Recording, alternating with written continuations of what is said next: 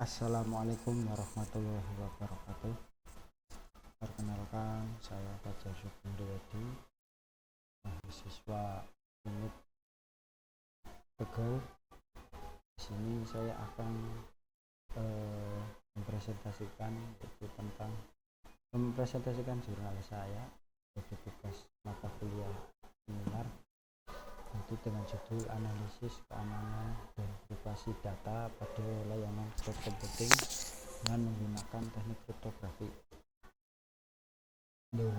Penggunaan teknologi komputasi semakin meningkat seiring dengan perkembangan inovasi yang baik dan sangat pesat. Teknologi informasi yang digunakan serentak untuk menyajikan layanan komputasi yang cepat. Komputasi awan memberikan layanan kepada banyak unsur, baik secara individual, kelompok, dan perusahaan, yaitu telah memanfaatkan layanan penyimpanan komputasi awan. Komputasi awan juga memberikan dan mensajikan infrastruktur secara fleksibel, reliable, dan aman. Hampir setiap saat individual secara mudah mengakses layanan komputasi awan untuk menyelesaikan tugas, pekerjaan, dan belajar yang menjadi gaya hidup di era teknologi informasi yang sangat mudah diakses ini. Layanan cloud public, private cloud, dan community cloud. Untuk penerapannya ada beberapa kategori, yaitu SaaS, PaaS, dan IaaS. Mudahnya user mengakses layanan komputasi awan, maka perlu dibutuhkan sistem keamanan data privasi user, yaitu dengan teknik kriptografi atau yang biasa disebut AES, yaitu Advanced Encryption Standard, sandi kunci simetris modern untuk mengamankan data privasi user. Cloud computing adalah model komputer yang memungkinkan untuk mengakses jaringan secara bersama, secara cepat, aman, dan sesuai kebutuhan untuk menyediakan berbagai layanan jaringan komputer sesuai permintaan user. Teknik kriptografi yaitu merupakan ilmu dan juga seni yang bermanfaat untuk menjaga suatu keamanan pesan dengan menggunakan teknik atau algoritma matematika. Pengumpulan data dilakukan dengan cara meneliti berbagai literatur jurnal dan metode. Belum menjalankan alur membuat sistem data dengan metode pengamanan melewati data user, karena layanan cloud computing harus memiliki otoritas kerahasiaan dan akses kontrol. Metode yang diteliti adalah metode keamanan untuk melindungi privasi yang didapat di layanan cloud computing dengan teknik kriptografi yang di dalamnya ada 3 elemen yang saling berkaitan: plain text, ciphertext, dan cryptographic key. Hasil penelitian. Cloud computing atau komputasi awan adalah model komputer yang memungkinkan untuk mengakses jaringan secara bersama, secara cepat, aman, dan sesuai kebutuhan untuk menyediakan berbagai layanan jaringan komputer sesuai permintaan user atau penyewa. Salah satu model teknologi informasi yang terpenting dalam beberapa akhir ini, komputasi awan juga menawarkan infrastruktur teknik informasi yang mudah, aman, dan hemat biaya.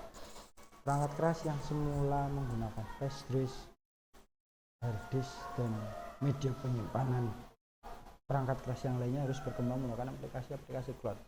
Beberapa perusahaan seperti Google, Amazon, dan Microsoft telah berinvestasi atau berinovasi dalam pelayanan jasa internet. Untuk penyimpanan yang ada di Google Drive misalnya ya, yang sering kita temui yaitu Google Drive. Untuk punyanya Microsoft yaitu ada Microsoft OneDrive ya. Layanan cloud computing. Bentuk-bentuk layanan cloud computing yaitu tadi ada SaaS service atau software as a service, yaitu penyedia jasa menawarkan prioritas di mana penyewa tidak memberikan listrik perangkat lunak. Pengguna dapat menggunakan perangkat lunak yang disediakan tanpa batas waktu dan mengoperasikannya di jaringan cloud. Misalnya jaringan cloud ini menggunakan email, Twitter, Skype, dan Facebook. Itu yang penting si user ada koneksi internet ya untuk memanfaatkan layanan cloud computing jenis SaaS ini. Yang kedua ada cloud platform as service atau penyedia layanan bisa mendapatkan keuntungan dari pengguna yang dapat diprioritaskan saat mengembangkan dan berbagai aplikasi.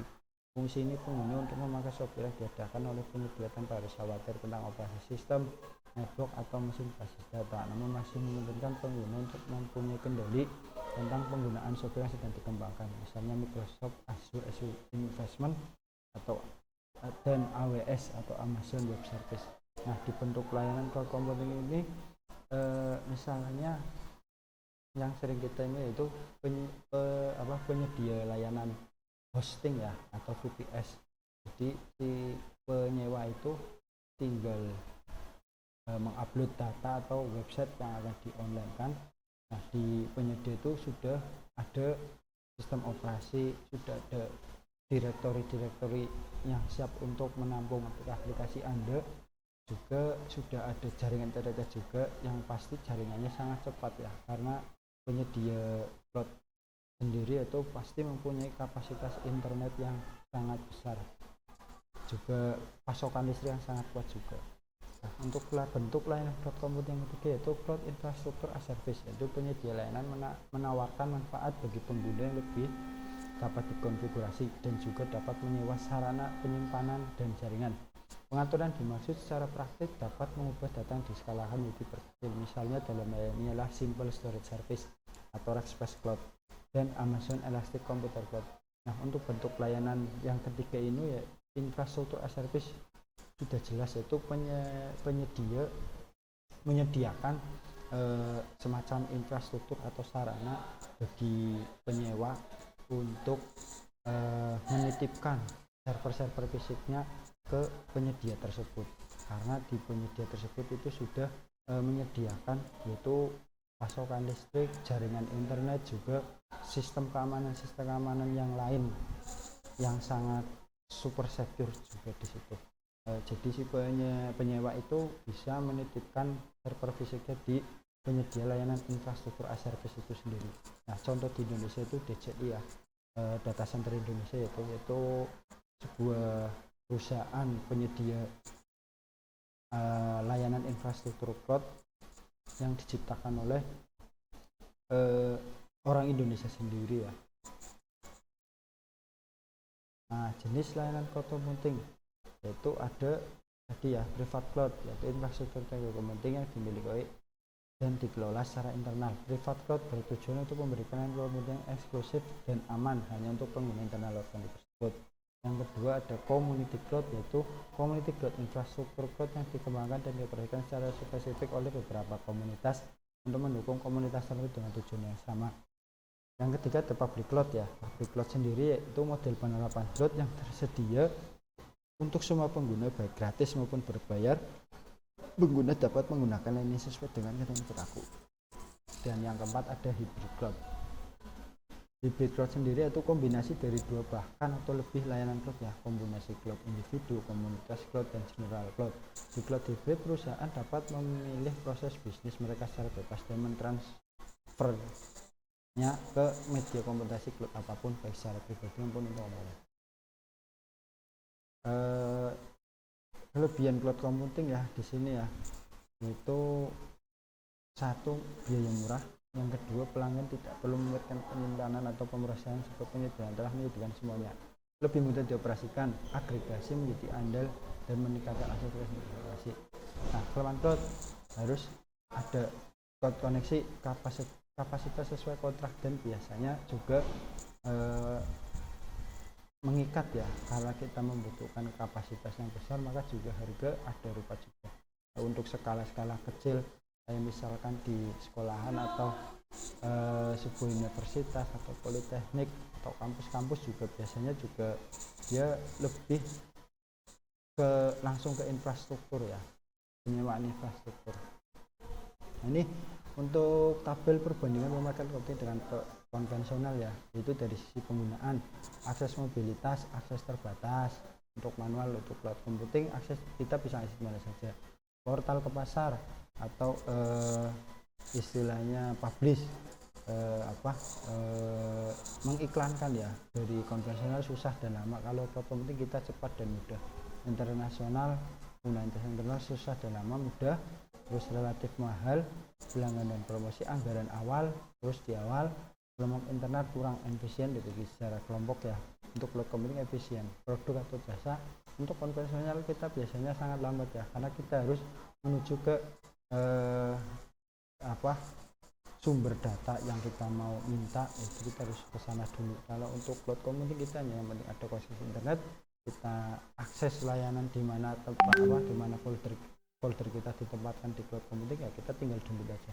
Untuk keamanan kurang aman, untuk cloud computing sangat aman, dan pengaturan IT dari sisi pengaturan itu untuk cloud computing konvensional itu tidak otomatis. Kalau cloud computing kita bisa otomatis. Nah, untuk kriptografi sendiri merupakan ilmu dan juga seni yang bermanfaat. Itu menjadi suatu keamanan pesan dengan menggunakan teknik atau algoritma matematika. Sistem pengamanan terhadap kerahasiaan informasi yang ada dan diacak di jalur internet. Tujuan utama kriptografi adalah menjaga kerahasiaan data, mengamankan komunikasi, dan melindungi integritas informasi. Nah, jenis kriptografi simetris, pengirim dan penerima berfungsi yang sama dalam mengeksekusi dan mendeskripsi data. Yang kedua, kriptografi asimetris atau kriptografi kunci publik untuk mengeksekusi data dan kunci pribadi yang sesuai yang mendeskripsinya. Contoh RSA ya, reverse Samir Eggman, dan SSE elliptic curve kriptografi. Yang ketiga, hash function digunakan untuk membuat data input menjadi nilai hash yang unik. Fungsi hash harus menghasilkan nilai hash yang sama jika inputannya sama dan tidak memungkinkan untuk mengembalikan data input dari nilai.